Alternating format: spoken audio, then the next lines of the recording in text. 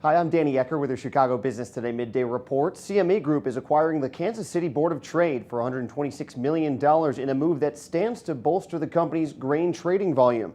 KCBT is the leading futures market for hard red winter wheat, the primary kind grown in the U.S. And here with some perspective on the deal and the latest at the Merc is our Lynn Merrick. Lynn, what's the strategy behind this deal?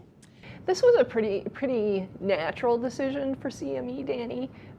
It's already the biggest grain exchange, and of course it's the biggest futures exchange in the world, but adding this main wheat contract that's traded at the Kansas City Board of Trade will help buttress its volume, and it's a time where CME has seen a 25% or so drop in volume. So bringing this contract on board helps the volume, and it's at relatively little cost because the operation is there. There's little expense to integrate additional contracts. Right, and that cost, I mean, $126 million, anything interesting about that? I mean, how notable it is as far as the level it's at right now? The most interesting thing about the cost in terms of the price tag is that we don't know the full price tag at this point. There's actually a cash distribution in addition to the $126 million that will go to the Kansas City Board of Trade seat holders. I just got off the phone with a seat holder, and these seat holders still have to approve this deal. So they're looking to that additional cash distribution to kind of up the price tag a little bit.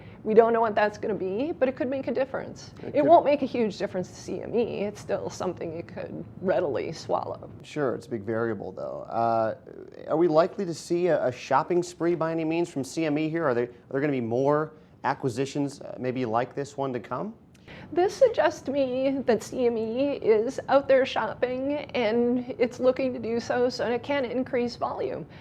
There's another exchange similar size to the Kansas City exchange in Minneapolis called the Minneapolis Grain Exchange.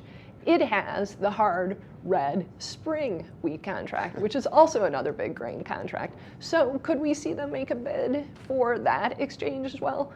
I think it's a possibility. I just asked Chairman Terry Duffy if he thought so too, and of course he's not talking, but I would stay tuned. Yeah. All right, Lynn, thanks for the latest.